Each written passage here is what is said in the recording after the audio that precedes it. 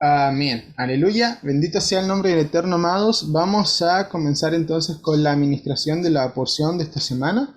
Bendito sea el Padre, ¿verdad? Ya hemos llegado a la porción número 26.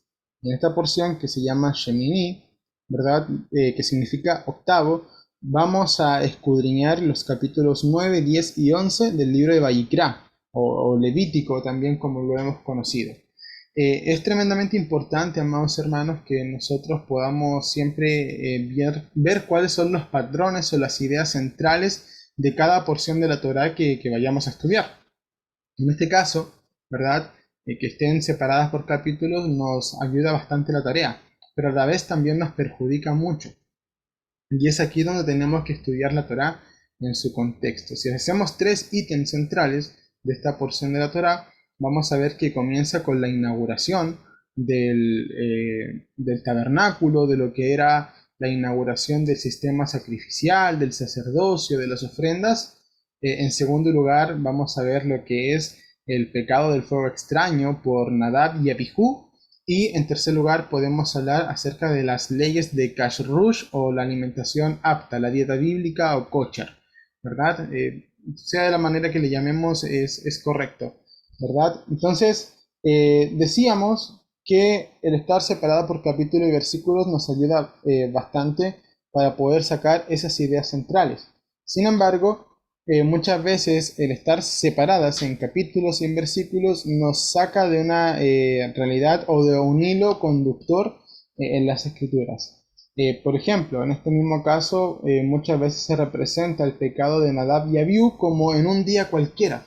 Entonces, muchas veces tenemos en nuestro inconsciente de que un día ellos cometieron ese error.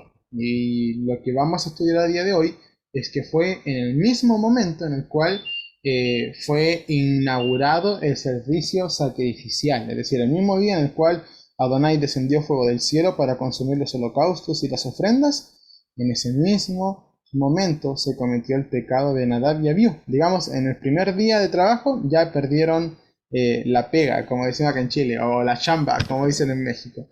Así que vamos a estudiar eso, amados. ¿Qué fue lo que pasó allí? ¿Qué es lo que está aconteciendo? Y de qué manera nosotros tenemos que proceder en nuestro caminar. Una de las cosas que tenemos que tener hoy día por sentado, amados, y más que claro, es que esta porción de la parashá debe marcar un antes y un después en nuestras vidas. En esta porción descubriremos el resumen del libro de Levítico, que es distinguir entre lo santo y lo profano. Ya anticipábamos que es cuando comenzamos a colocar por práctica las escrituras, ya no tanta teoría, sino que vamos a lo práctico, vamos a depender de lo que Adonai nos está diciendo. Así que vamos a comenzar con la lectura, ¿verdad? Para que ya podamos ir entrando en contexto. Primero vamos a leer los dos últimos versículos de la porción de la parashá pasada. Esto es Levítico capítulo 8, versículo 35 y 36, ¿ok? Donde dice: en la entrada de la tienda de reunión permaneceréis día y noche por 7 días, vigilando la ordenanza de Adonai, para que no muráis, pues así me fue ordenado, y Aarón y sus hijos hicieron todas las cosas que había ordenado Adonai por mano de Moshe. ¿Ok?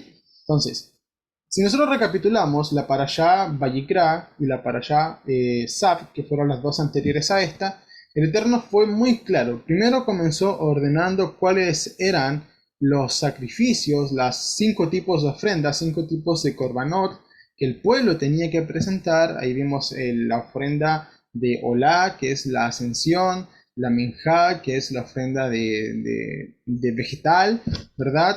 Vimos la hatat, que es la ofrenda de pecado, la shelamim, que es la ofrenda de paz, y la asham, que es la ofrenda de culpa, ¿verdad? Y en la parashá Sab estuvimos viendo de qué manera tenían que recibir las ofrendas y hacer el sistema sacrificial los sacerdotes. ¿Verdad? Cómo el pueblo las presentaba y luego cómo los sacerdotes las recibían y la llevaban a cabo con todas sus ordenanzas y regulaciones. Entonces, una vez que Aarón y sus hijos fueron ungidos, ¿qué es lo que tenían que hacer? Pasar 7 días en la entrada del Mishkan, ¿verdad? Donde ellos estarían en esta especie de santificación, y ahora al día octavo fue cuando iniciaría el sistema sacrificial. Y por eso esta porción de la parashá comienza así, Shemini, es decir, llegó el día octavo. Moshe llamó a Aarón y a sus hijos y a los ancianos de Israel. ¿Ok? Esto es muy importante, amados, porque el sistema sacrificial de los sacerdotes no podía comenzar un día cualquiera. Y es aquí donde vamos a entender cuál es la relevancia del número 8 en medio de las escrituras, lo que Shemini, octavo, nos quiere decir verdaderamente. Entonces, vamos a ver. El número 7, primeramente, lo que nos representa es una atracción de lo natural, mientras que el 8 rompe la rutina cíclica de lo natural. Vamos a explicarlo con algunos ejemplos, ¿ok? Pero tenga en mente eso. El 7 es como lo natural, lo ordinario, ¿verdad? Y el 8 rompe con ese ciclo y nos lleva a algo sobrenatural, ¿ok? Eso es lo que tenemos que ir comprendiendo. Por ejemplo, los 7 días de la creación, ¿verdad? O sea, eso es algo natural, que lo vivimos todos nosotros, en todas las culturas del mundo, viven ciclos de 7 días cada semana, ¿verdad? Los 7 años para Shemitah. Sabemos de que el año sabático, como lo hemos conocido, es el año Shemitah, en hebreo, 6 años en los cuales la tierra se trabajará, más el séptimo debe dejarse reposar. ¿Ok? Entonces ahí nuevamente vemos ese ciclo de 7. Vemos ahora las semanas de Shavuot, ¿verdad? Estamos en la cuenta del Omer, y que lo que dice el Eterno, contarán 7 semanas, y al día siguiente es Shavuot, o sea, 7 semanas dentro del ordinario, para que cuando comience la semana número 8, o sea, al día siguiente, una vez cumplidas las 7 semanas, viene lo sobrenatural. ¿Y qué pasó?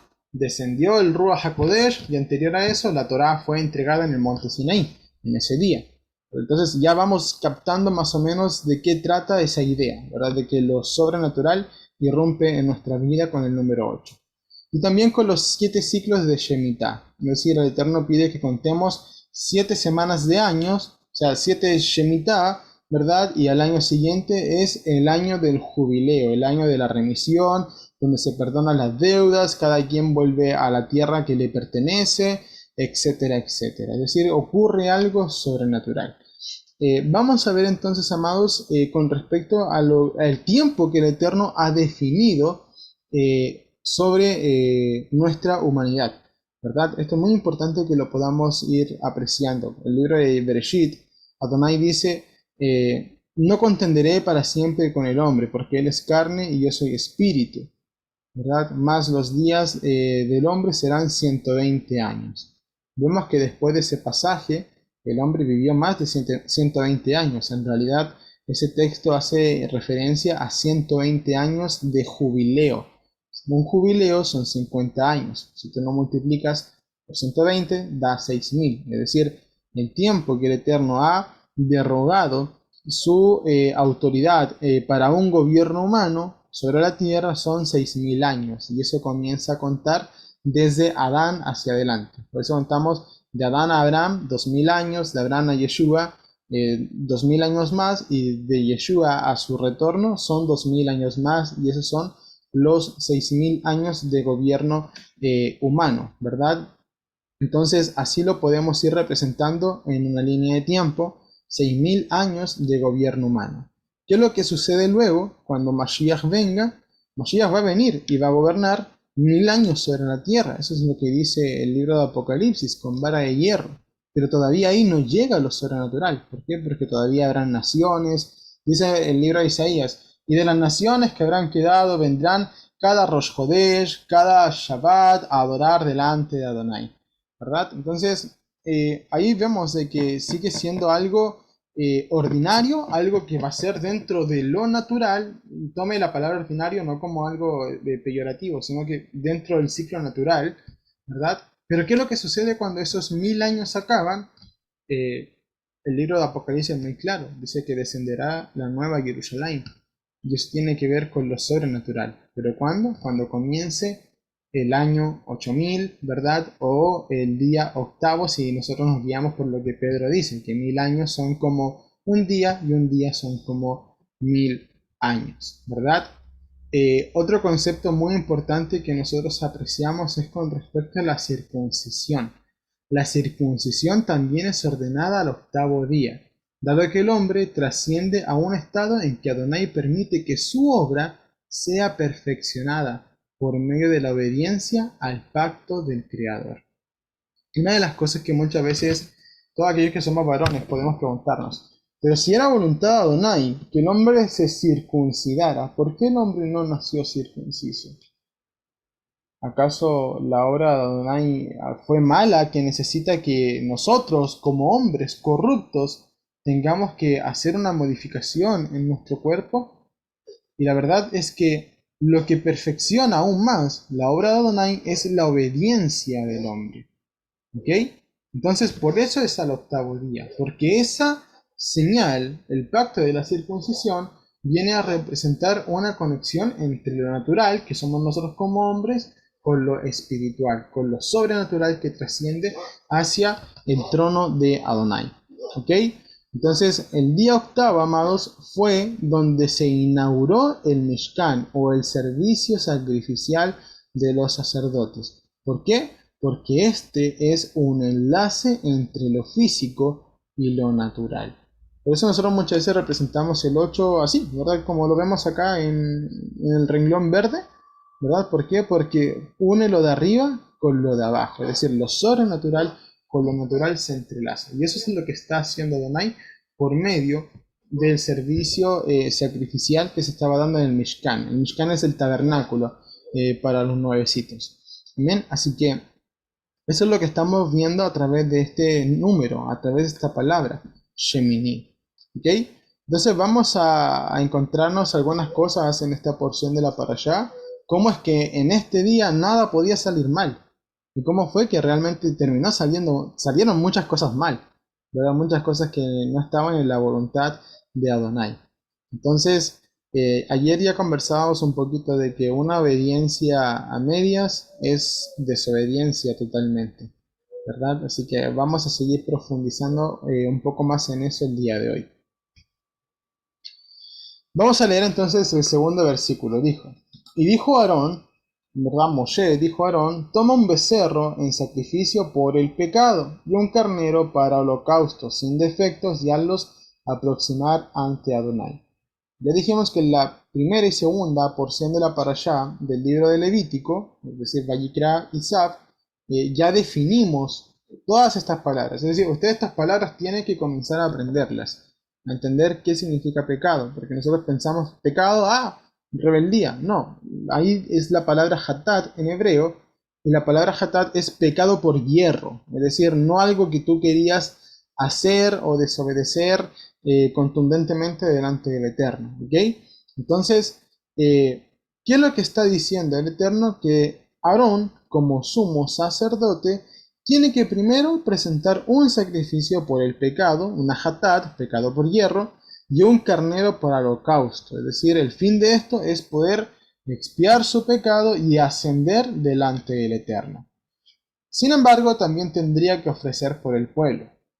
Le hablarás a los hijos de Israel diciendo, toma de entre las cabras un macho cabrío para el sacrificio por el pecado, hatat nuevamente, y un becerro y un cordero, añales, es decir, que tengan un año, sin defecto para la olá, para el holocausto, una ofrenda de ascensión, y un novillo y un carnero para las ofrendas de paz, es decir, shelamim, ofrendas voluntarias, votativas, que inmolar ante Adonai. Así, una ofrenda vegetal, es decir, una minjá, amasada con aceite, porque hoy Adonai se aparecerá a vosotros. Luego dice ahí, el versículo 5, llevaron al frente de la tienda de reunión lo que Moisés había ordenado, y toda la asamblea se acercó y permaneció en pie ante la presencia de Adonai. Y Moshe dijo, esta es la palabra que Adonai ha ordenado que hagáis para que la gloria de Adonai se os aparezca. ¿Ok? O sea, si nosotros vamos a sintetizar esta información, y les pido que acá me colaboren un poquito, amados, buscando los textos bíblicos que van apareciendo al final de cada enunciado. Primero, el Eterno, ¿qué es lo que quiere? Una ofrenda por el sumo sacerdote. Y eso es muy trascendental. Y es muy importante que todos los que estamos aquí el día de hoy lo entendamos y echemos un vistazo hacia el pasado y vamos a decir, ah, por eso muchas cosas salen mal, porque no las hacemos como Adonai lo está ordenando. A veces ni siquiera conocemos cuál es la ordenanza de Adonai y ya queremos aventurarnos a hacer las cosas y por eso salen mal. Entonces, dice, el Cohen Hagadol, es decir, Aarón, ¿verdad? Va a dar una ofrenda de pecado y una ofrenda de holocausto, un ascenso. Y eso es importante, amados. Primero Aarón tenía que expiar su pecado para poder ascender a la presencia del Eterno. Y una vez que Aarón, con su pecado expiado, porque el pecado es lo que nos separa de Adonai, ¿verdad? Podría ascender. Y una vez que haya ascendido, es entonces que él va a poder ofrecer también holocausto por el pueblo. Entonces, cuando nosotros hablamos de Cohen Hagadol, que en hebreo significa el sumo sacerdote, estamos hablando de un apunte hacia Yeshua. Yeshua como nuestro Cohen, como nuestro sumo sacerdote por orden de Melquisedec, como lo anuncian los Salmos, como lo anuncia el libro de Hebreos, murió llevando el pecado sobre sí y luego, ¿qué es lo que hizo? Ascendió al Padre. Entonces, no sé si por ahí alguien ya pudo encontrar 2 Corintios 5:21. Yo lo tengo, hermano. Amén, amén. Mientras voy a dejar el otro ¿Lo enunciado, leo? si algunos me ayudan con los textos de abajito. Amén, mi hermano Shlomo. Muchas gracias. Dice así: Yud-Het Bad-Hei hizo que este hombre que no pecó fuera una ofrenda por el pecado de nosotros, para que en unión con él podamos compartir la justificación de Yud-Het Bad-Hei. Amén. Amén. Entonces, ¿qué fue Yeshua? Que no cometió pecado, fue una ofrenda de pecado. Es decir, fue una hatat, una ofrenda por el pecado nuestro. Juan 20:17, no sé si alguien lo habrá encontrado, amados.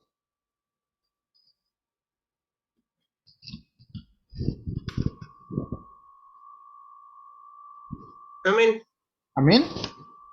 Amén. Yeshua le dijo, no me toques porque todavía no he regresado a mi padre, pero ve a mis hermanos y diles que yo voy a mi padre y al padre de ustedes, a mi Elohim y al Elohim de ustedes. Amén. Amén. Entonces ahí vemos Yeshua como pecado, o sea, como ofrenda de pecado y luego ascendiendo al Padre también. Entonces vamos a analizar ahora con respecto al pueblo. Ya vemos la sintetización del versículo 2, que es con respecto al Cohen Hagadol, ahora por el pueblo. ¿Qué es lo que necesita el pueblo? Necesita una ofrenda de pecado, un holocausto, una ofrenda de paz y una minjá, una ofrenda vegetal. ¿Qué nos representa esto? Que se necesita un pago por el pecado. Es decir, nosotros como pueblo de Israel necesitamos un pago por nuestro pecado. ¿Para qué?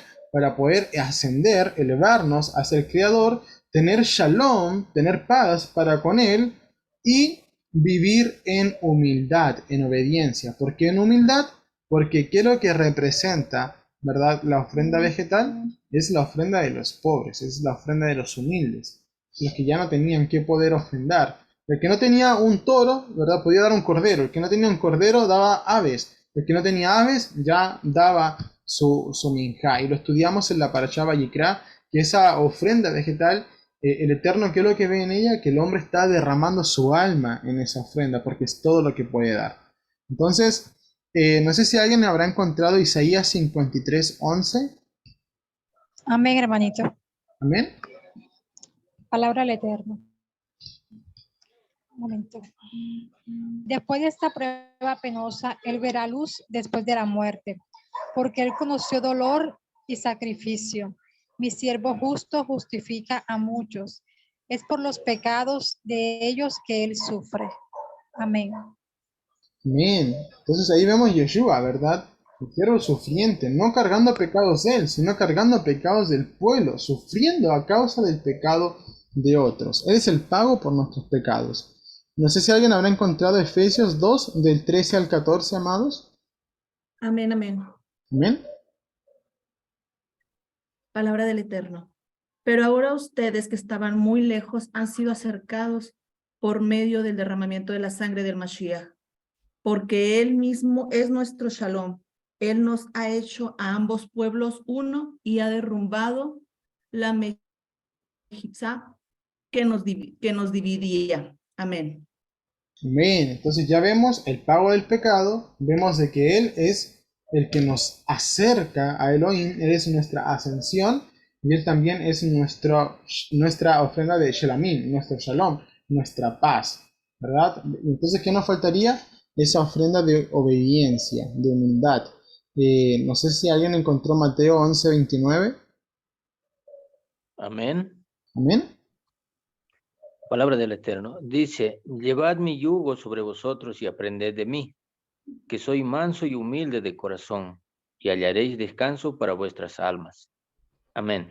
Amén, ¿verdad? Que seamos humildes tal cual como Yeshua lo es. Entonces, vamos a ver que el propósito de todo esto, ¿verdad? El propósito de que se ofrecieran estos dos tipos de ofrenda por el Cohen Hagadol, estos 4 tipos de ofrendas por el pueblo, sería que la gloria de Adonai se manifieste en nuestras vidas. No sé si alguien habrá encontrado Hebreos 1:13.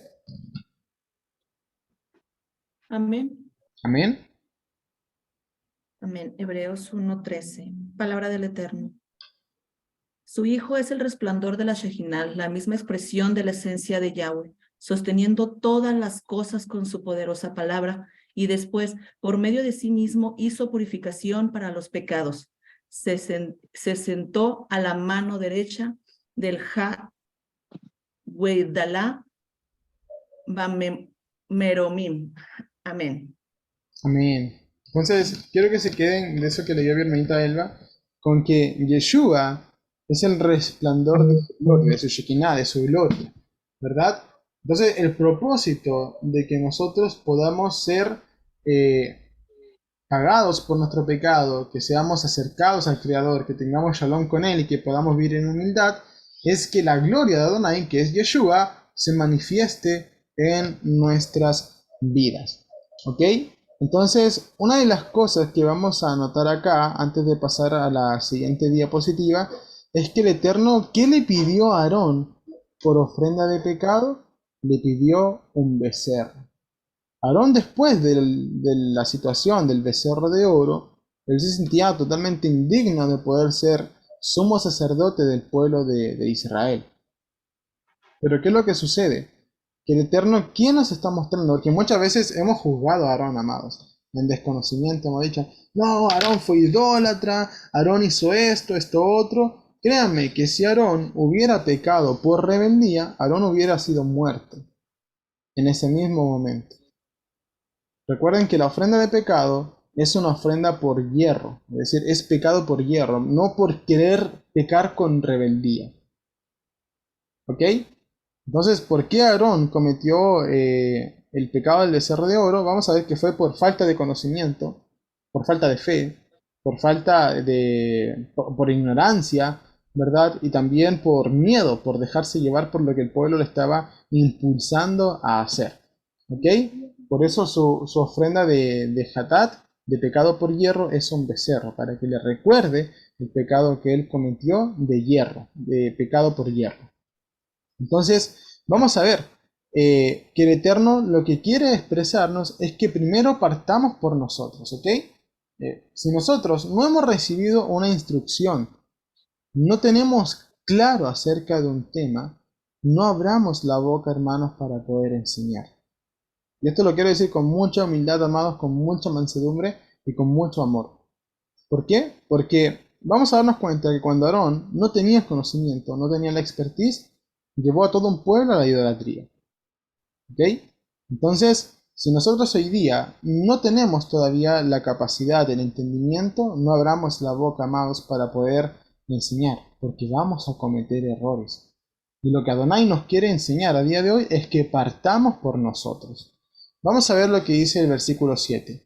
Luego Moshe dijo a Aarón, acércate al altar y prepara tu ofrenda por el pecado y tu holocausto y haz expiación por ti. No fue a hacer primero expiación por el pueblo, fue primeramente por él. Y luego por el pueblo. Y haz luego la ofrenda del pueblo y ofrece expiación por él tal como Adonai ordenó. Entonces Aarón se acercó al altar y degolló el becerro de la ofrenda por el pecado correspondiente a él mismo. Lo que nosotros vemos, ¿verdad? Por ejemplo, también en la fiesta de Yom Kippur, amados hermanos, es que el sumo sacerdote también hacía exactamente lo mismo. Primero ofrecía pecado por él, la ofrenda de pecado por él, y luego la ofrenda de pecado por el pueblo. Entonces, acá, ¿qué es lo que está sucediendo?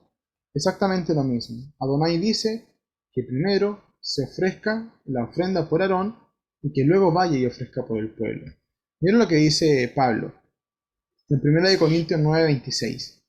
Así que yo de esta manera corro, no como a la aventura, de esta manera lucho, no como golpeando el aire, sino que tratando con severidad mi cuerpo y lo reduzco a servidumbre, no sea que habiendo predicado a otros, yo mismo quede desaprobado. Es decir, no vaya a ser que nosotros, por tanto querer ministrar, enseñar a otros, y no nos hayamos preparado lo suficiente, ¿qué pasará? Que nosotros mismos quedemos desaprobados. Santiago, ¿verdad? Jacob, ¿qué es lo que enseña? El apóstol.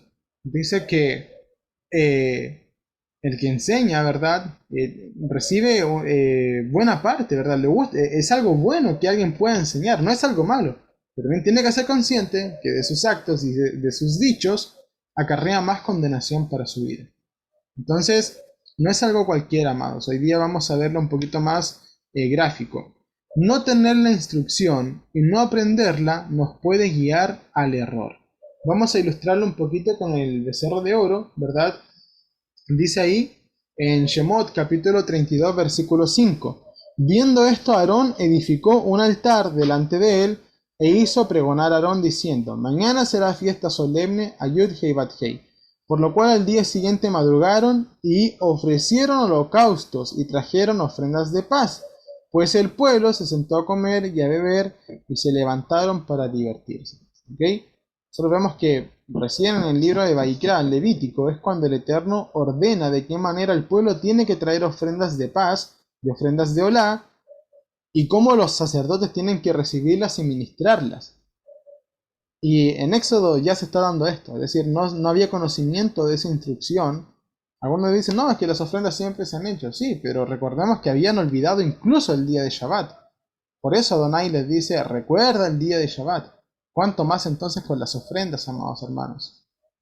Entonces, una de las cosas que tenemos que recordar allí es que todavía el Eterno no había ordenado de qué manera se llevarían a cabo los holocaustos. Y ya aquí se estaban ofreciendo sacrificios en el altar que se le hizo al becerro de oro.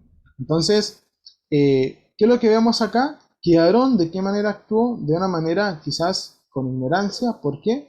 Porque para hacer sacrificio por el pueblo, primero debió haber hecho sacrificio por él mismo, y no lo hizo. Más allá del pecado de idolatría del becerro de oro, ¿verdad? Pero ahí se ve que no había un conocimiento de llevar a cabo estas ofrendas y estos sacrificios. Así que, por lo tanto, amados, nosotros antes de querer nutrir a otras personas, exhortar, ministrar, tenemos que aprender la instrucción del Padre y saber de qué manera llevarla bien a cabo para que podamos exhortar de buena manera y no de manera equívoca a los demás. Entonces, vamos a seguir avanzando, amados hermanos. ¿Qué es lo que hizo Aarón? ¿Verdad? Ahí nos saltamos algunos versículos que nos narra de qué manera llevó a cabo las ofrendas, cómo se consumía la ofrenda por el pecado por él, por el pueblo, el holocausto por él, el holocausto por el pueblo, la ofrenda de paz por el pueblo, ¿verdad? Tenía que dejar una parte para él para poder comerla, ¿verdad? Como lo ordena la Torá, y también luego la ofrenda de la ofrenda vegetal, sobre la cual tenían que algunos puñados consumirlos en el altar de sacrificio, y lo que haya quedado se comerá en un lugar santo, tal cual como lo ordena la Escritura. Pero ¿qué fue lo que sucedió? Que Aarón, después de terminar y hacer todo eso, descendió, ¿verdad? Dice ahí, después alzó Aarón sus manos hacia el pueblo y los bendijo. Y descendió de sacrificar la ofrenda por el pecado, por el holocaustos y las ofrendas de paz. Entonces, ¿qué es lo que vemos allí? Muchos de los que son los sabios, los jajamín del pueblo de Judá, exhortan de que en este momento, de una manera espontánea, Aarón, ¿verdad?, pronunció la bendición sacerdotal sobre todo el pueblo de Israel, ¿verdad? Que Adonai te bendiga y te guarde, Adonai alce su mirada sobre ti, etcétera, etcétera. Lo que decimos cada vez que nos despedimos de una reunión nosotros, ¿verdad? Pero algo que nosotros vamos a ver es que hay una leve situación que desconcertó a Aarón, amados. Porque él, imagínense, hizo todo lo que Adonai le ordenó. Los sacrificios, las ofrendas, los holocaustos, etc. Baja de sacrificar del altar de sacrificios y ve al pueblo y los bendice. ¿Verdad? Los bendice y cuando baja, la gloria de Adonai todavía no ha descendido. ¿Por qué no ha descendido la gloria de Adonai? Vemos de que en el versículo 23 nos dice, y Moisés entró con Aarón en la tienda de reunión. Y cuando salieron y bendijeron al pueblo, es decir, tuvieron que entrar al Mishkan, al tabernáculo, salieron del Mishkan y bendicieron al pueblo, y ahí recién la gloria de Adonai apareció ante todo el pueblo. Y de la presencia de Adonai salió fuego y consumió el holocausto y la grasa que estaba sobre el altar. Al ver esto, todo el pueblo gritó de gozo y se postraron sobre sus rostros. Entonces, cuando Aarón descendió de sacrificar, como dice el versículo 22, y bendijo al pueblo, ese era el momento en el cual debió haber descendido la gloria de Adonai, pero no descendió. ¿Por qué? Porque en versículos anteriores dice, esta es la palabra que Adonai ha ordenado para que hagáis, para que la gloria de Adonai se os aparezca. Es decir, Adonai dijo, hagan estos sacrificios y yo me apareceré. Y la gloria de Adonai aparecerá. Entonces Aarón lo hizo, bendijo al pueblo. ¿Y qué sucede? Que no descendió la gloria de Adonai. Hasta que primero entraron al tabernáculo, luego salieron, bendijeron al pueblo y ahí sí apareció. Entonces, ¿qué es lo que ellos habrán hecho dentro del tabernáculo? ¿Qué es lo que faltaba por hacer? Y bueno, además de todos los sacrificios, una de las cosas que se llevaba a cabo dentro del lugar santo era el ofrecer incienso. El ofrecer incienso, amados hermanos, delante de la presencia de Adonai, nos representa las oraciones de los santos. Ustedes leen Apocalipsis, y muchas veces he dicho Apocalipsis, amados, es un servicio sacerdotal en el Mishkan. Eso es el libro de Apocalipsis. Entonces, cuando allí dice, y el incienso son las oraciones de los santos, ¿verdad? Entonces, ¿qué nos representa esto? Que todo sacrificio que se pueda hacer sin la comunión que se necesita con el Creador, de nada vale. Ya lo decíamos ayer, ¿verdad? Estudiábamos ayer Deuteronomio 10, versículo 12, estudiamos primera de Samuel 15, estudiamos Isaías capítulo 1 y veíamos cómo se llevaban a cabo todos los holocaustos, pero el Eterno decía, ustedes no han escuchado mi voz, no han escuchado mi palabra. Lo que Adonai pide es que por cuanto oigas mi voz y por cuanto guardes mi santo pacto, entonces serás mi especial tesoro en la tierra, mi nación santa, mi linaje escogido, etcétera, etcétera. Entonces es importante, amados, que nosotros podamos tener esa comunión con el Eterno. Hoy día lo vamos a ver, ¿verdad? En el último capítulo que estudiaremos hoy, que es el capítulo 11 de Levítico, vemos cómo el Eterno allí nos habla de las inmundicias de los animales. El capítulo 12, ¿sabe de qué habla? De las inmundicias de los seres humanos. ¿Por qué están ligados? ¿Por qué están juntos? ¿Verdad? Porque tanto el hombre como los animales fueron creados el mismo día. ¿Y qué los diferencia? El soplo. Que Adonai, ¿verdad? Primero formó a los animales, después formó al hombre, y después, ¿qué es lo que hizo? Sopló aliento de vida en Adán. Y eso es lo que lo hizo distinto a los animales. Entonces, si tú no tienes comunión con el Creador, vienes a ser igual que el resto de los animales. Lo comentábamos durante la semana. Las personas ¿quiénes son los que ven comida y se la comen? Así sin más, los animales. ¿Quiénes son los que tienen sueños, se echan y se duermen? Los animales. ¿Qué nos diferencia a nosotros de ellos? Que bendecimos el nombre del Eterno por todas estas cosas. Entonces, todo sacrificio sin comunión con el Creador de nada vale, amados. Por eso es que en el libro de Isaías dice, son abominables sus Shabbat, sus Rosh Hodesh, sus santas convocaciones, etc. ¿Por qué? Porque se habían olvidado de la palabra de Adonai. ¿Okay? Vamos a seguir profundizando un poquito con respecto al fuego extraño, ¿verdad? Ya habíamos visto cómo esta era la forma en la cual se inició el servicio sacrificial, estaban todas las ofrendas ordenadas, todo el orden del día, el pueblo trajo lo que Adonai pidió, Aarón recogió las ofrendas, lo sacrificó al pie de la letra como Adonai le había dicho, pero ¿qué es lo que pasa? Sucede la situación de Nadab y Abihu. Denme un momentito, amados.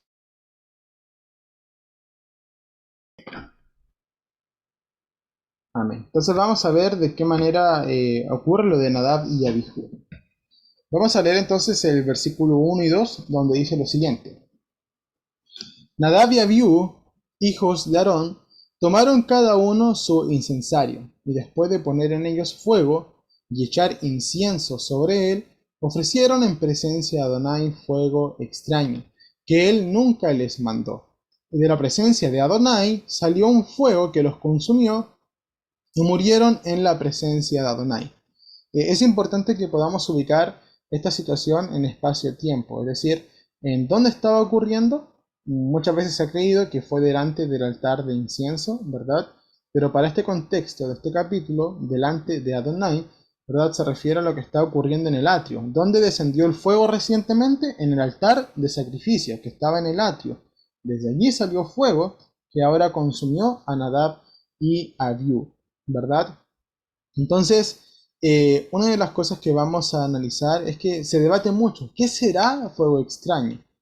Y se trata de profundizar en un montón de cosas, de dónde salió el fuego, si estaban ebrios, si no estaban ebrios, qué pasó aquí, qué pasó allá, etc.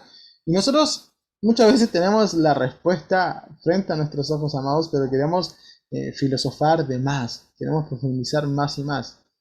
¿Qué fue lo que ellos ofrecieron como fuego extraño? Algo que Adonai nunca les mandó. ¿Ok? Esa es la definición de fuego extraño. Todo lo que nosotros queramos agregar, todo lo que nosotros queramos añadir y Adonai no nos haya mandado, no nos haya pedido eso, es un fuego extraño. ¿Ok?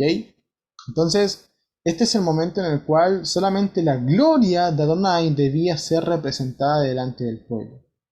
Y todo lo que demás los hombres quisieran hacer sería quitar espacio a la gloria de Adonai. ¿Ok? Entonces, todo tenía que salir perfecto ese día.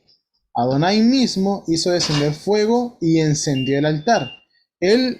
No había necesidad de agregar nada más. El fuego representa la Torá. No es necesario que agreguemos efectos especiales, no le agreguemos a las escrituras, amados. No querramos brillar delante del resto. Entonces, esto es importante que nosotros lo podamos entender en nuestras mentes, amados hermanos. Adonai es el que brilla, nosotros no. El día compartía una reflexión por medio de redes sociales donde decía que nosotros somos el medio por el cual pregonamos la palabra del Eterno, por el cual el Eterno nos usa como ese medio para exhortar su palabra, para conocer su palabra, etc. Pero no somos el fin.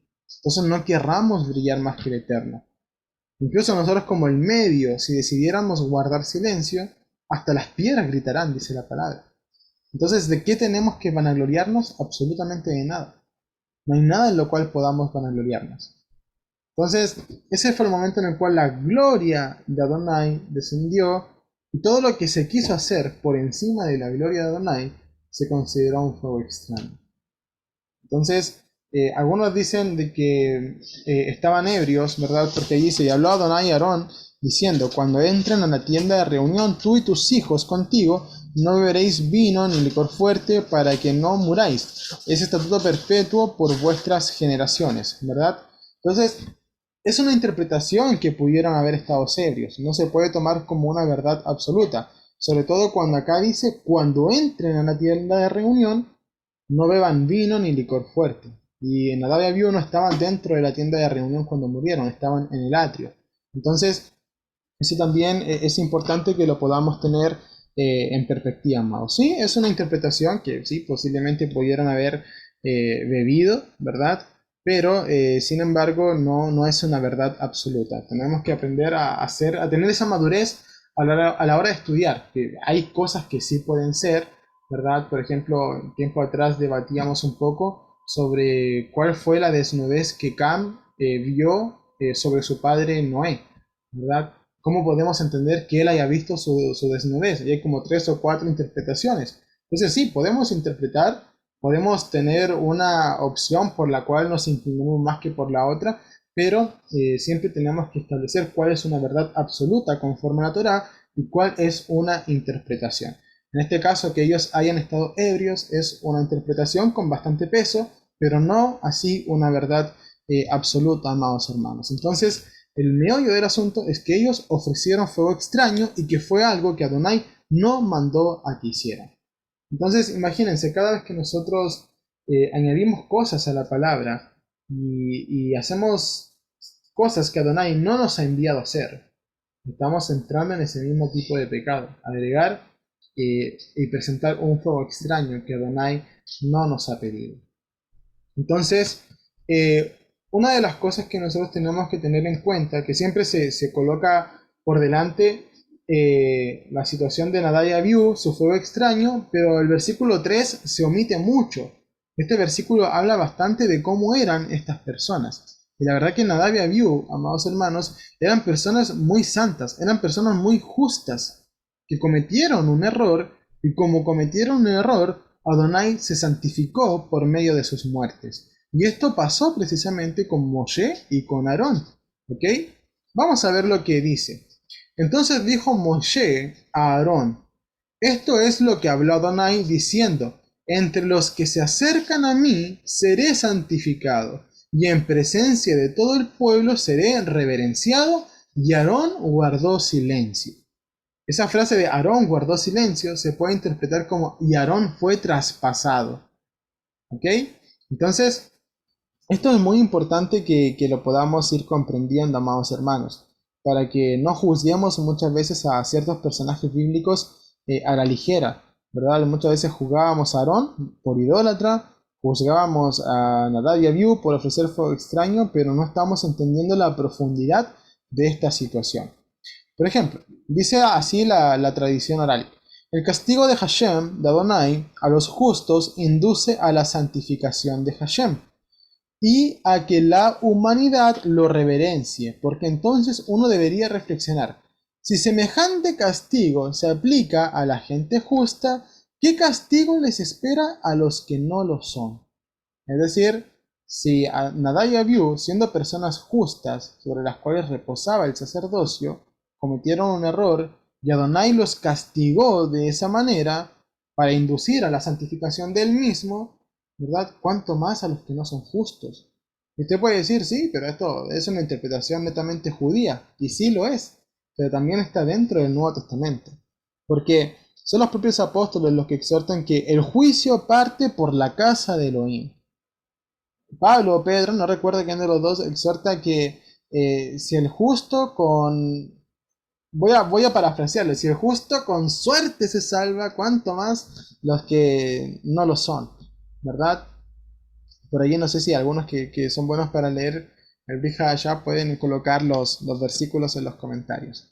Entonces, esa es una idea que sí está dentro de la perspectiva hebrea, que Adonai se santifica por medio de la muerte o del castigo hacia los justos, así como se santificó en la muerte de Aarón y en la muerte de Moshe. Vamos a ver. Pero Adonai dijo a Moshe y a Aarón: por cuanto no creísteis en mí para santificarme a vista de los hijos de Israel, no introduciréis a esta congregación en la tierra que les he dado. Es decir, cuando Adonai le dijo: hablen a la roca que brote agua, y estos fueron y la golpearon 2 veces, ¿verdad? Y le dijeron al pueblo: ven, ustedes son rebeldes, tengo que hacer que pase esto, etcétera, etcétera, ¿verdad? ¿Qué es lo que dice Adonai? Por cuanto ustedes no creyeron en mí para santificarme a vista de la congregación, ¿de qué manera iba a ser santificado Adonai? El pueblo diría: pero miren, la roca se le dio una orden y obedeció. La roca. ¿Cuánto más nosotras que sí pensamos, que sí entendemos y tenemos que obedecer a Adonai? Y como esa situación no ocurrió porque golpearon la roca, ¿verdad? ¿Qué es lo que sucedió? Que Adonai se santificó por medio de la muerte de Aarón y posteriormente por medio de la muerte de Moshe. Dice Números 20:24: Aarón será reunido a su pueblo, pues no entrará en la tierra que yo he dado a los hijos de Israel, por cuanto fuiste rebeldes a mi dicho en las aguas de Meriba. Devarim, Deuteronomio 34, 4 al 5. Y dijo Adonai: esta es la tierra de la cual juré a Abraham, a Isaac y a Jacob, diciendo: a tu simiente la daré. Te he permitido verla con tus ojos, pero allá no pasarás. Y Moisés, siervo de Adonai, murió pues allí, en la tierra de Moab, conforme al dicho de Adonai. Entonces, todo castigo, todo trato con severidad que Adonai hace sobre los justos, amados, es para santificarse a sí mismo. Para que nosotros podamos decir: pero si esa persona, siendo tan justa, fue castigada de esa manera, para que Adonai se santifique, ¿verdad? ¿Cuánto más nosotros? ¿Cuánto más nosotros que no actuamos muchas veces con esa justicia? ¿Ok? Entonces, este es el mundo de la Torá, amados. Que nosotros podamos ir comprendiendo la justicia del Creador, que no es conforme a la justicia de los hombres. ¿Ok? Imagínense que lo que vamos a estudiar ahora. Cómo fue que murió Nadab y Abiú y que Aarón tuvo que continuar. O si lo decimos en términos coloquiales, el show debe continuar, ¿verdad? Debemos seguir haciendo las cosas, debemos seguir trabajando, debemos seguir haciéndolo. Y es allí donde tenemos que cambiar ciertas cosas dentro de nosotros, porque cuando nos suceden cosas en nuestra vida, cosas que nos puedan doler, y nos echamos a morir y nos derrumbamos por dentro, vamos a presentar una realidad distorsionada de la justicia de Adonai. Y eso no lo podemos permitir, amados. Entonces, vamos a ver lo que Adonai nos enseña y nos exhorta acerca de cómo vivir el duelo. Yo creo que todos los que estamos acá hemos vivido un duelo. Quizás a algunos nos ha dolido más, a otros menos. Perdimos un familiar directo, una madre, un padre, una esposa, un esposo, un hermano. Otros quizás un tío, un primo, que les dolió, pero no tanto, como una cotidianidad que llevaban día tras día, ¿verdad? Entonces, ¿cómo Adonai permite que nosotros vivamos el duelo, amados? Eso es algo que tenemos que reflexionarlo, porque si no lo llevamos de buena manera, vamos a mostrar una realidad distorsionada de la justicia del Creador. Entonces, dice así: y llamó Moshe a Mishael y a Elzafán, hijos de Uziel, tío de Aarón, y les dijo: acercaos y sacad a vuestros hermanos delante del santuario, fuera del campamento. Y ellos se acercaron y los sacaron con sus túnicas fuera del campamento, como Moshe había hablado. Entonces Moshe dijo a Aarón y a sus hijos, Eleazar e Itamar: no desgreñéis vuestras cabezas, ni rasguéis vuestros vestidos. Así no moriréis, ni se irritará contra toda la asamblea. Pero que vuestros hermanos, toda la casa de Israel, llore por el incendio que Adonai encendió. Y no saldréis por la entrada de la tienda de reunión para que no muráis, por cuanto el aceite de la unción de Adonai está sobre vosotros. Y ellos hicieron conforme a la palabra de Moshe. Es decir, imagínense, amados, pasaron 7 días en santidad a la entrada del tabernáculo. Luego llegó el día octavo, ofrecieron los sacrificios, ofrecieron fuego extraño, murieron, y ahora está sucediendo toda esta situación. Es decir, todo el pueblo debería estar en gloria, en júbilo, en gozo, porque la presencia de Adonai se presentó sobre sus vidas, pero de un momento a otro, por la desobediencia o por la obediencia a medias, ¿verdad? El gozo se transformó en lloro. La gloria de Adonai pasó a ser luto. Entonces, es una situación bastante complicada, es una situación bastante difícil, amados. Entonces, como dice ahí el título, ¿cómo vivir el duelo? Y eso es lo que quiere Adonai, ¿verdad? Adonai permite que nosotros suframos. Es lícito sufrir, es lícito llorar, es lícito tener dolor, amados, sí lo es. Hay días en los cuales estaremos muy, muy afligidos. Pero el Padre no quiere que nosotros nos dejemos morir ni demos una imagen que distorsione la justicia del Creador. ¿Ok? Porque dice que no se desgreñen vuestras cabezas, es decir, no dejen crecer su pelo, que su barba, ¿verdad? Que sus vestidos tampoco, no los rasguen, etcétera. ¿Por qué? Porque Adonai lo que quiere es que no nos dejemos morir a nosotros mismos. Está bien, un luto una partida, perder a un ser amado es algo que duele, es algo con lo cual muchas veces no sanamos, sino que simplemente aprendemos a vivir y aprendemos a llevar ese dolor día tras día, amados. Y Adonai permite que suframos, es lícito, pero lo que no es lícito es que nos abandonemos a nosotros mismos. Eso es lo que Adonai quiere que te entiendas, que no te abandones. Porque tú todavía tienes vida, tienes que seguir viviendo, tienes que seguir todo el tiempo que Adonai te dé en este mundo. Y es muy complicado, amados hermanos, que la presencia de Adonai, que la revelación de Adonai, que la profecía de Adonai venga sobre una persona que está en depresión. Es algo muy complicado, eso rara vez sucede, amados. ¿Ok? Entonces, imagínense la casa de Judá que se viste totalmente de negro y que sigue llevando el luto todos los días. Y por algo Mashiach no les ha sido revelado. ¿Verdad? La palabra que nos exhorta también que Jacob pensó de que Joseph había muerto. Y durante todo ese tiempo Adonai no le habló. ¿Por qué? Porque él estuvo sumido en su tristeza, sumido en su depresión. Entonces mira lo que dice el apóstol Pablo a los de Tesalónica. Tampoco queremos, hermanos, que ignoréis acerca de los que duermen, para que no os entristezcáis como los demás que no tienen esperanza. Porque si creemos que Yeshua murió y resucitó, así también traerá Elohim con Yeshua a los que durmieron en él. Entonces, eso es muy importante, amados. Nosotros sí tenemos una esperanza a la cual aferrarnos, que es la resurrección que nos da Yeshua a aquellos que hemos creído en él. Entonces, muchas veces hay hermanos que se preguntan, pero en momentos de duelo, ¿puedo o no puedo ir a la liturgia de un familiar? ¿Puedo o no puedo hacerme presente en un funeral, en un velorio, etcétera, etcétera? Miren lo que sucede acá. ¿A quién se mandó a que acompañaran en este duelo? A la familia, Misael y Elzafán, ¿verdad? Entonces nosotros también tenemos que dar esa ayuda, prestar ese lado humano que tenemos que representar con nuestros familiares, amados.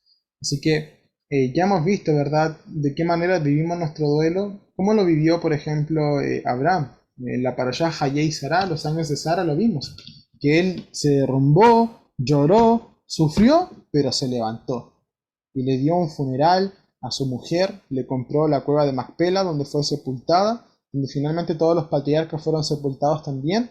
Y ¿qué es lo que sucedió? Que se encargó de los trámites y honró de esa manera a su difunta. Job, ¿qué es lo que hizo Job? Guardó silencio. Y cuando vinieron los amigos de Job, ¿qué es lo que pasó? Siguieron guardando silencio junto con él. Entonces, cada persona es un mundo, amados, y cada persona tiene distintas maneras de poder vivirlo. Y para eso la Escritura nos regala un montón de situaciones. Vemos a Jacob que se derrumbó por Joseph. Vemos a Abraham que lloró, sufrió, pero se levantó y se encargó él mismo de los trámites fúnebres de su esposa. Vemos a Job que no pudo tener nada más que guardar silencio. Entonces todas esas formas son maneras de poder honrar a Elohim. Guardamos silencio porque no queremos que de nuestros labios hagan palabras blasfemas hacia el Creador por causa de nuestro dolor. Entonces, ¿cuál es el resumen de esta situación? Que no nos entristezcamos como los que no tienen esperanza. ¿Qué es lo que nos diferencia del mundo? Es que nosotros sí tenemos la esperanza de resurrección en el Mesías Yeshua. Entonces, vamos a ver ahora dos conceptos muy importantes, la justicia y la misericordia. Siempre hemos hablado de que cuando nosotros tomamos la Torá solamente con justicia podemos incurrir en legalismos. Y cuando estudiamos la Torá solamente con misericordia podemos incurrir en el libertinaje. Hay que mantener el equilibrio. Los judíos tienen lo que es la halajá y lo que es la agadá. La halajá es la ley sobre el mandamiento. La agadá es el amor sobre la ley. Entonces, vamos a ver de qué manera se representa esto en esta porción de la parashá. Dice, Moshe buscó con empeño. Imagínense, esta situación nosotros tenemos que irla graficando, amados. Yo les invito a que hagan ese ejercicio. Cada vez que lean la Torá, traten de imaginar lo que está pasando. Por eso es tan importante que vayan teniendo esa recapitulación semana a semana, que puedan leerla para allá más de 2 veces si es posible, para que vayan graficando las escenas. Entonces, vamos a ir por orden. Estuvieron 7 días santificándose, al día octavo ofrecieron las ofrendas, holocaustos, sacrificios. Sucedió en ese mismo momento lo de Nadab y Abiú, ¿verdad? Ahora está pasando lo que Adonai les dice: no desgreñen su cabeza, ni rasguen sus vestidos, etc. Es decir, no se echen a morir, no salgan de acá, tienen que seguir trabajando, tienen que seguir ministrando, ¿verdad? ¿Y qué es lo que hace Moshe? Moshe entra y busca con empeño el macho cabrío de la ofrenda del pecado. Es decir, ¿dónde está la hatat? ¿Dónde está el macho cabrío? Es decir, la ofrenda que el pueblo presentaba por el pecado. Entonces estalló con ira contra Eleazar y Itamar, dos personas que recién habían perdido a sus dos hermanos, los hijos que le quedaban a Aarón, diciendo: ¿por qué no comiste la ofrenda por el pecado en el lugar sagrado? Es cosa santísima, y os la ha sido dada para cargar con la iniquidad de la asamblea, para hacer expiación por ellos delante de Adonai. He aquí su sangre no ha sido traída aún al interior del santuario, por tanto vosotros debiste haberla comido en el lugar santo según os mandé. Es decir, Moshe está furioso. ¿Por qué? Porque esa ofrenda tenía que ser comida por el sacerdote una parte de ella. Entonces no valía de nada que el pueblo la trajera, que se sacrificara, se diera sobre el altar, si los sacerdotes no la habían comido. Estaba incompleto, y ya sabemos de que algo incompleto es lo mismo que desobedecer. Pero ¿qué es lo que sucede? ¿Y quién interviene en este momento? Interviene Aarón. Aarón dice: respondió Moshe: si el día que han presentado su ofrenda por el pecado y su holocausto delante de Adonai me ha sucedido esto, que perdió a sus dos hijos, ¿hubiera sido acepto Adonai si hubiera comido hoy la víctima expiatoria? Y Moshe quedó satisfecho con la respuesta. Es decir, Moshe comprendió lo que estaba sucediendo. Entonces, el no comer la ofrenda, como ya lo había dicho, por parte del Cohen Hagadol, del sumo sacerdote, viene a mostrar que la ofrenda tampoco fue aceptada por Adonai. Sin este acto, la ofrenda no fue completada. Entonces, tenemos que entender qué es la Torá y qué es el espíritu de la Torá, la esencia de la Torá. La Torá es firme y es verdad, amados hermanos. Firme y es verdad absoluta. Ya lo entendemos. Salmo 119 y 142. Tu ley es tu verdad. Sin embargo, el espíritu de la Torá sí es flexible, porque es allí donde actúa la misericordia. Adonai no es insensible a nosotros. Eso debemos entenderlo. No te digo: no, pero es que yo sufro, yo paso dolor. Sí, pero Adonai no es insensible a ese dolor. Amados hermanos, eso debemos comprenderlo. Entonces, Aarón contuvo su dolor y oficializó la ofrenda, la llevó a cabo igual. Pero qué ganas de comer carne asada tendría cuando sus hijos recién habrían muerto quemados. Qué ganas tendría Itamar, Eleazar, de comerse la ofrenda, ¿verdad? Imagínense ya el dolor que tenían por dentro y lo contuvieron, se aguantaron ese dolor, siguieron oficializando el sacrificio, las ofrendas, etc. Pero ¿con qué ganas se darían ese banquete? ¿Con qué ganas van a comer carne asada? ¿Verdad? Entonces, ¿qué es lo que sucede? Dice allí el versículo 20 que Moisés quedó satisfecho. Esa satisfacción de Moshe se expresa como: no debiste hacerlo así, pero entiendo el por qué lo hiciste. Es decir, fallaste, lo hiciste mal, debiste habértelo comido, pero sí te logro entender por qué no lo hiciste. Es decir, es esa muestra de empatía, es esa muestra de misericordia.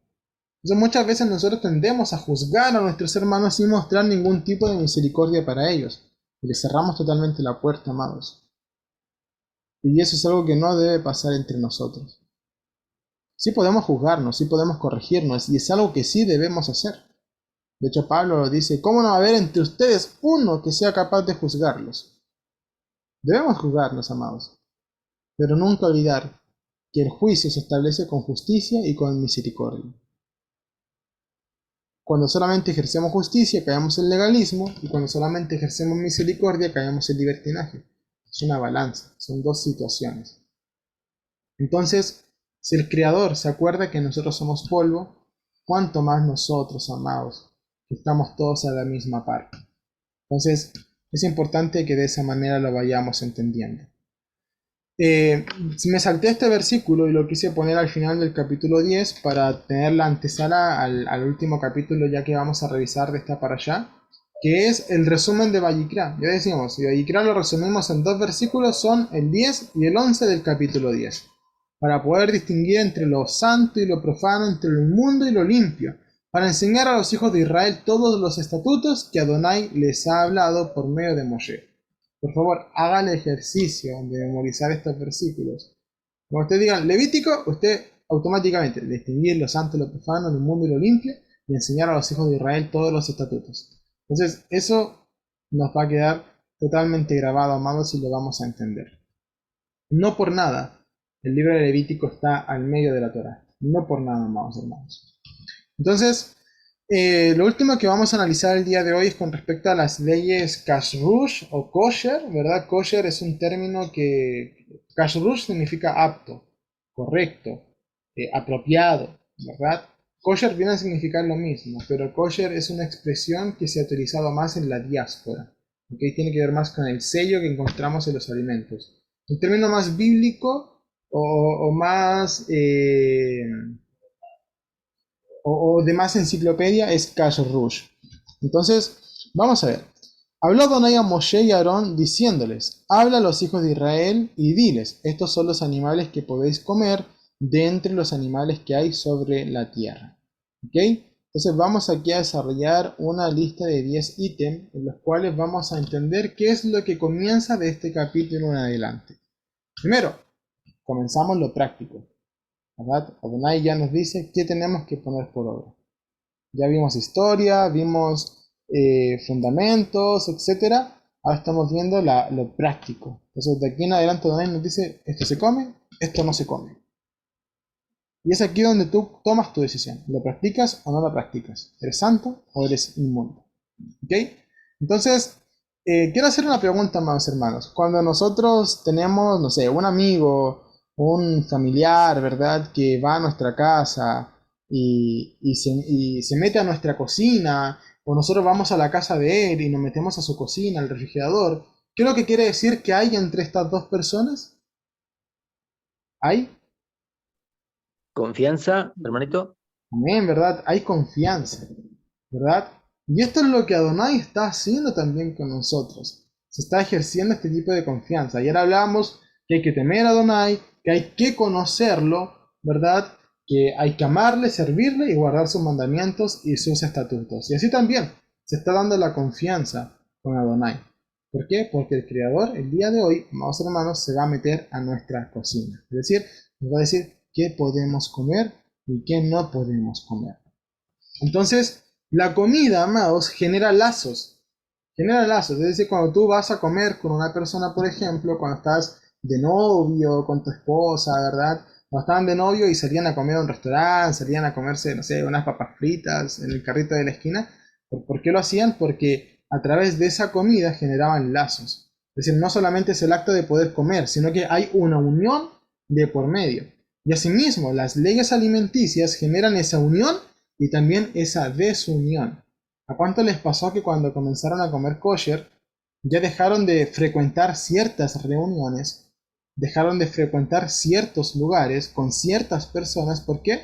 Porque el comer kosher, el comer limpio, el comer apto, es lo que hace: te aparta, te santifica, te quita del resto. Ya no puedes compartir ciertas reuniones que te llevaban a otras malas situaciones, ¿verdad? Entonces, la comida genera lazos y también destruye lazos. Yo como kosher estoy generando lazos para con el Creador, lazos para con mis hermanos, pero también me estoy desvinculando un poco de lo inmundo, ¿verdad? Y entienda la palabra inmundo, dentro del mundo, ¿verdad? Me estoy desligando de eso. Entonces, ya dijimos, Adonai, por medio de esto, nos está haciendo algo muy práctico, es decir, nos está enseñando con peritas y manzanas, o con animalitos, mejor dicho, qué es limpio y qué no es limpio, qué es santo y qué es lo que es profano. Profano se debe entender como algo común, ¿verdad? Como algo ordinario. Entonces, es una manera didáctica en la cual el Padre nos está enseñando para poder comprender cosas más profundas aún. el tema de la alimentación, amados, se puede categorizar como hukim. Un hukim o un huk es un tipo de mandamiento para el cual no hay una explicación mayormente profundizada, ¿verdad? A día de hoy se dan varios ítems, varias razones por qué comer esto, por qué no comer esto otro, ¿verdad? Pero también tiene que ver con un cierto grado de dependencia para con el creador, ¿verdad? Tiene que ver con un desafío a cambiar. Dependemos del Eterno. Estamos en sumisión. Él dice que no comamos esto y punto, se acabó, no lo vamos a comer, ¿verdad? Entonces las razones médicas con respecto a la alimentación kosher son debatibles. Por ejemplo, usted puede ver a día de hoy que hay muchos nutricionistas que dicen haga dieta y coma chicharrón de cerdo, porque es grasa monoinsaturada y eso le va a ayudar a estar bien, ¿verdad? Y por eso, en términos médicos, es debatible. Pero en obediencia al Creador no lo es. Es decir, Adonai dice no coman esto y nosotros no lo comemos. ¿Ok? Más allá de que sabemos de que el cerdo no suda, retiene químicos en su carne, etcétera, etcétera, ¿verdad? Los camarones, ¿verdad? Comen excremento, animales muertos, etcétera, los crustáceos, ¿verdad? Todo eso ya lo sabemos, no vamos a profundizar en eso a día de hoy. Pero en términos médicos es debatible, pero en términos de obediencia no lo es. ¿Y nosotros por qué comemos kosher? ¿Porque la medicina se lo indique o porque Adonai nos está exhortando de esa manera? O sea, hagamos esa división. No siempre vamos a poder estar bien con la ciencia y con lo que Adonai nos está enseñando. Entonces, dice, el comer es un acto sagrado. Ya vamos a ver que incluso los animales que son permitidos comer, cuando estos morían por causa natural, no sé, tenías una oveja y de la noche a la mañana apareció muerta, ¿verdad? La palabra dice, si te lo comes, tú también quedas inmundo, aunque la oveja sea kosher. ¿Por qué? Porque es necesario que para comerte un animal haya un proceso de sacrificio detrás.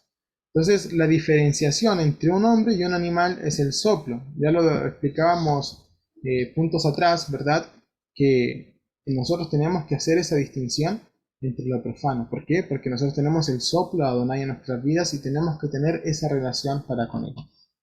Entonces, del versículo 3 al 8, ¿qué nos muestra? Que los animales que podemos comer son los que tienen pezuña hendida y que rumian, que tengan esas dos características. Y aquí hay un sello de autoridad, amados, en el cual dice no comerán el camello, porque rumia pero no tiene pezuña hendida, no comerán el conejo, porque rumia pero no tiene pezuña hendida, la liebre porque rumia pero no tiene pezuña hendida, y el cerdo porque tiene pezuña hendida pero no rumia. Entonces tenemos tres animales que rumian pero no tienen pezuña hendida, y uno que tiene pezuña hendida pero no rumia, ¿verdad?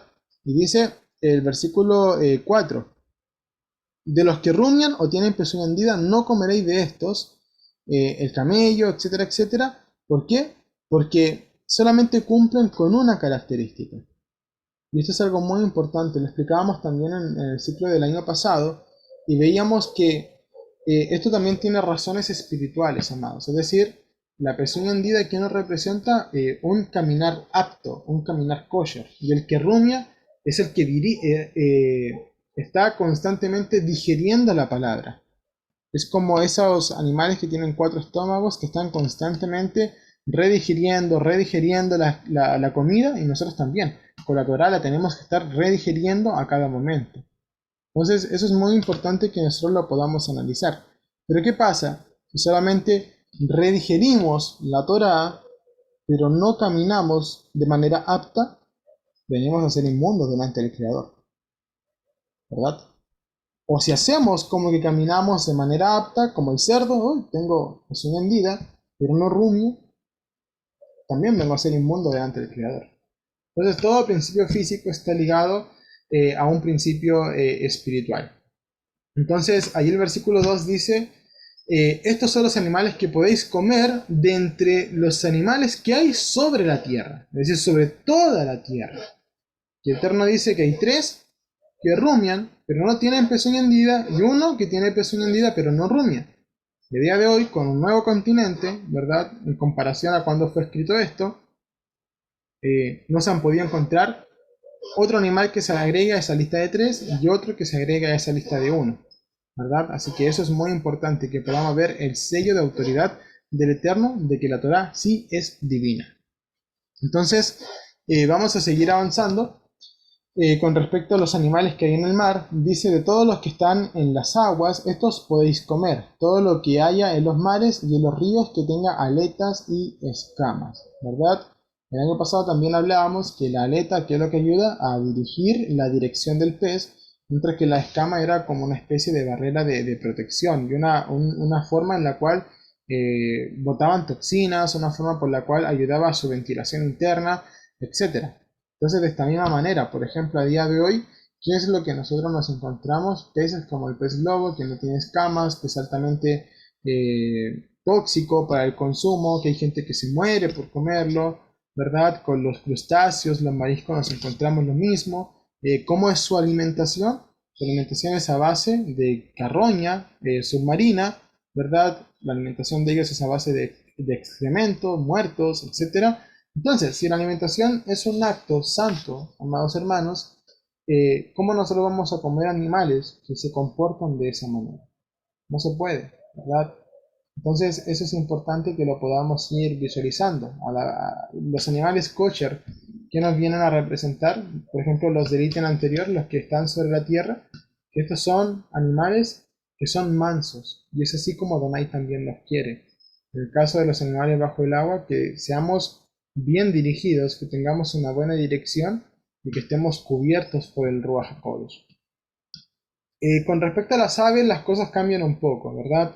Adonai dice: en cuanto a las aves, tendréis repulsión de las siguientes, que no se comerán y serán abominación. Y nos da una lista de 20 aves que no se pueden comer, ¿verdad? Pero la diferencia está en que Adonai no especifica cuáles son las características de las que son aptas, no como con los animales sobre la tierra y bajo el mar, donde dice: tienen que tener pezón hendida y rumiar, o tienen que tener aletas y escamas. Acá no dice Adonai cuáles son las aves que sí se pueden comer, cuáles son sus características, pero sí nos da una lista de aves que no podemos comer, y en base a eso podemos obtener qué es lo que Adonai está evitando. Entonces, no especifica cualidades de las que son kosher o aptas, sin embargo entrega una lista de cuáles no lo son, y podemos sintetizar que no son kosher las aves carroñeras y las de rapiña o depredadoras. Si las aves que son mansas son las que nosotros podemos comer. Entonces, ahora esto mismo lo podemos aplicar a tecnicismos espirituales, ¿verdad? Vamos a ver entonces con respecto a los insectos. También dice: será abominación para vosotros todo insecto alado que ande a 4 patas. Sin embargo, de entre los insectos alados que anden sobre 4 patas, podréis comer el que, además de sus patas delanteras, tenga patas traseras, para saltar con ellas sobre la tierra. De ellos podréis comer la langosta, según su especie, el grillo, según su especie, la chicharra, según su especie, el saltamontes, según su especie, pero todo insecto alado que tenga 4 patas es abominación para vosotros. Y por estos llegaréis a ser impuros. Cualquiera que toque sus cadáveres será impuro hasta la tarde. ¿Ok? ¿Cuáles se pueden comer? Los que tengan las 4 patas, ¿verdad? Más las zanjas para saltar. En definitiva, no los que simplemente se anden arrastrando sobre la tierra.